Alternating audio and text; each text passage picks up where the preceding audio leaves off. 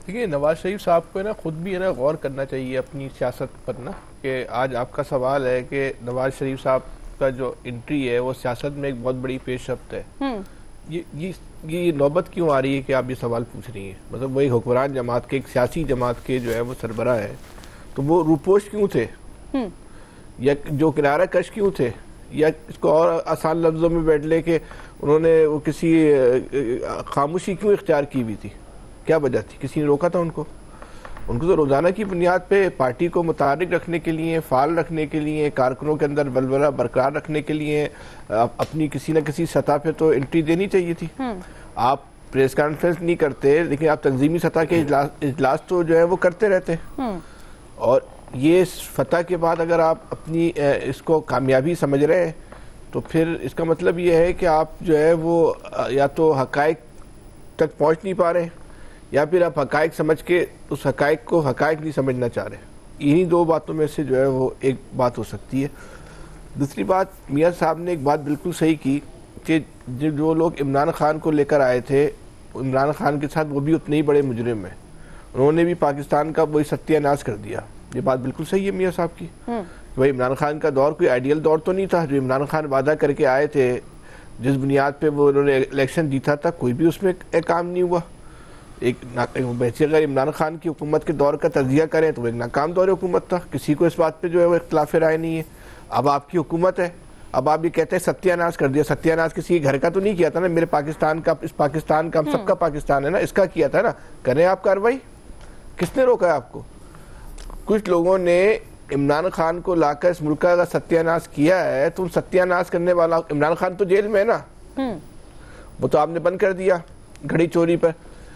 एक तो आपको उनको पाकिस्तान को सत्यानाश करने के इल्जाम में बंद करना चाहिए था, घड़ी चोरी के इल्जाम में नहीं करना चाहिए था। वो ऐसा तो कोई केस उन पर नहीं है। दूसरा, जो लोग पाकिस्तान जिन लाने वाले थे, जिन्होंने सत्यानाश किया था, उनको उनके खिलाफ भी कार्रवाई करे ना, ताकि हमेशा के लिए ये रास्ता जो है वो खत्म हो जाए किसी को लाने का। वरना आज 18 में इमरान खान को कुछ लोग लेकर आए थे, 24 में इनको लेकर आए थे। मजे की बात देखिए, इनको लेकर भी नहीं आए, बाकायदा मियां साहब का रास्ता रोका गया 24 में, और इनके भाई को जो है वो रास्ता दिया गया। सही। तो जो उन्होंने भाई को रास्ता दिया गया, फिर 28-30 जब भी इलेक्शन होंगे तो वही कुछ लोग फिर किसी और को लेकर आ जाएंगे, तो रास्ता बंद कर देना। आज आप सही करें उनके खिलाफ कार्रवाई। फैसल साहब, ये आप किन की बात कर रहे हैं? कौन लोग? ये तो मियां साहब बताएंगे ना, जिन्होंने सत्यानाश किया है। हमें क्या पता किसने किया। लेकिन मियां साहब ने भी नाम नहीं बताया। इशारा जो है एस्टेब्लिशमेंट की तरफ है, फौजी एस्टेब्लिशमेंट की तरफ है। हमें जो महसूस होता है कि उनका इशारा उस तरफ है, तो उस वक्त की जो भी फौजी एस्टेब्लिशमेंट थी वो उनके खिलाफ करे कार्रवाई। आज उनको कह रहे हैं उस फौजी लीडरशिप को उस वक्त की कि आपने पाकिस्तान को नुकसान पहुंचाया है, आज आपने पाकिस्तान का सत्यानाश किया है। तो भाई जिन्होंने किया है, तो आज तो आपके पास हुकूमत है ना, सही, तो करें आप उनके खिलाफ कार्रवाई। क्यों नहीं कर रहे अगर आप आखिर उन्होंने सत्यानाश किया? दूसरी बात, आप आज भी इमरान खान से शुरू होकर इमरान खान पे अपनी तकरीर को ख़त्म करते हैं। इमरान खान तो अब जेल में है ना, उससे तो उसकी घरवाली भी नहीं मिल सकते, एक सूबे का वज़ीर आला भी नहीं मिल सकता।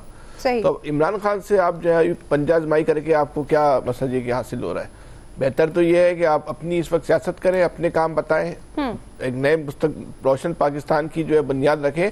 और वो उस वक्त तक नहीं रखी जा सकती जब तक सत्यानाश करने वालों के खिलाफ आप कार्रवाई नहीं करेंगे। सही। वरना फिर तो इसका मतलब ये आप 2830 के लिए आप भी अपना रास्ता तलाश कर रहे हैं कि उन्हीं के जरिए आपने दोबारा आना है। सही सही। इलियास साहब, फैसल साहब तो कहते हैं कि जिन्होंने सत्यानाश किया और करवाया उन्हें सजा मिलनी चाहिए। आप क्या समझते हैं? मैं नहीं कह रहा, नवाज शरीफ साहब कह रहे हैं।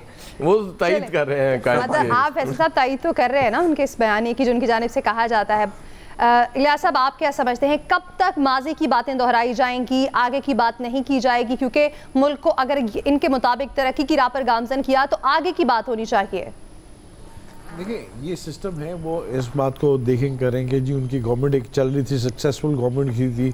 2017 में उनकी बता रहे हैं कि जीडीपी की ग्रोथ हो रही थी, फॉरेन पॉलिसी अच्छी थी, सारा कुछ अच्छा था, लेकिन उनको घर भेज दिया गया। आज उन्होंने फिर वही बात की कि जिस बात, लेकिन वो आज इसलिए थे कि उन्होंने बताया कि इलेक्शन में जो उन्होंने क्लीन स्वीप किया है, और वो ये बताना चाहते थे कि उनकी पार्टी की मकबूलियत है वो वापस आ गई है। जो वो चाहते थे कि पहले दिन जब इलेक्शन के रिजल्ट आए थे तो वो ये चाहते नहीं थे कि गवर्नमेंट को टेक ओवर करे और अपनी गवर्नमेंट बनाए, लेकिन वो चाहते थे कि अकेली इंडिपेंडेंट गवर्नमेंट बने और इस चीज़ में वो चाहते थे कि इत्तेहादी ना हो। आपने देखा होगा उन्होंने आज कहा कि वो अकेले फैसले नहीं करते गवर्नमेंट में, उनके गवर्नमेंट में फैसले दूसरों के भी होते हैं। तो मुस्लिम लीग नून को वो एक किस्म के बताने भी आए थे कि जो कुछ हो रहा है मुस्लिम लीग नून आवाम की फलाह बहबूद के लिए कर रही है, और जो भी हो बीच में रिस्ट्रिक्शन वगैरह कोई आती है, बीच में कोई ऐसी पॉलिसी आती है तो वो दूसरी सियासी जमातें होती है। वो तो इस बारे में बताने आए थे, सारी चीज़ें बताने आए थे और अपना सारा बयानिया देने आए थे कि जी उनका बयानिया आज भी वही है कि उनकी गवर्नमेंट को चेंज किया गया था। तो अब जो गवर्नमेंट आई हुई है तो उनकी जो गवर्नमेंट है उसको आवाम ने एक दफ़ा फिर मकबूलियत दी है और कबूल किया है कि जनाब उन्होंने आवाम की फलाह बहबूद के लिए, और उन्होंने कहा जो उनके 2 सुपर हीरोज़ हैं वो बेहतर तरीके से जो काम कर रहे हैं और वो उनको भी पार्टी में पीछे छोड़ के तरक्की के बल में। और ये जाहिर है वो एक चीज़ अपना बताने आए थे अपनी पार्टी के और आवाम को बताने आए थे कि वो बेहतर तरीके से काम कर रहे हैं, और जो डेवलपमेंट के काम हुए इनकी गवर्नमेंट में 2 सालों में वो पहले नहीं हुए थे इतने ज़्यादा।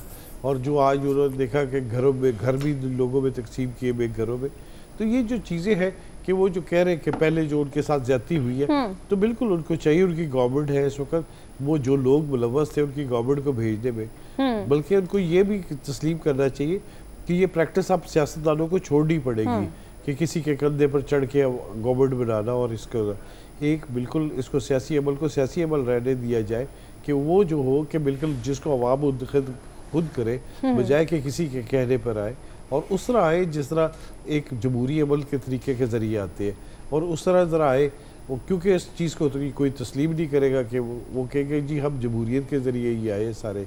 हालांकि सबको पता है जो चीज़, क्योंकि मियाँ साहब बिल्कुल फेयर सियासत करते हैं इस मामले में। मियाँ साहब उस दिन वापस चले गए थे, बजाय ऐलान करने के, गवर्नमेंट का ऐलान करने के लिए वो इस बारे में थे कि 2/3 मेजॉरिटी हो, लेकिन बाद में जो गवर्नमेंट जो बनाई उनके भाई ने और प्राइम मिनिस्टर भी बने, और क्योंकि इत्तेहाद किया उन्होंने और वो ये सारी चीज़ें, लेकिन अब मियाँ साहब इस बात चीज़ को कह रहे हैं कि जी बिल्कुल ठीक किया था कि गवर्नमेंट बनाई है और ये ठीक है, वो वोट को इज्जत दो कर वो सारी जो पॉलिसी है वो बिल्कुल इनके लिए इम्प्लीमेंट अपने करते हैं इतलाक वगैरह।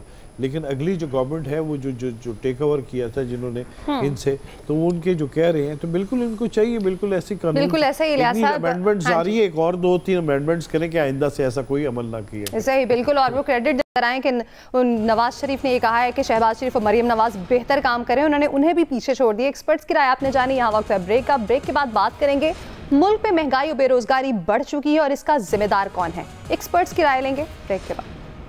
वेलकम बैक नाज़रीन। तो बात करेंगे महंगाई की, जो आजकल हर पाकिस्तानी के लिए बड़ा मसला बन चुका है। महंगाई हर हफ्ते बढ़ रही है। इदारा शुमारियात के मुताबिक गुज़श्ता हफ्ते भी महंगाई में इजाफा देखने में आया है। चीनी समेत खाने पीने की 16 चीज़ें महंगी हुई हैं। फल और सब्जियां आवाम की पहुंच से दूर हो चुके हैं। चीनी डबल सेंचुरी क्रॉस कर चुकी है और गैस भी महंगी हो चुकी है, लेकिन ओगरा ने फिलहाल इसकी तरदीद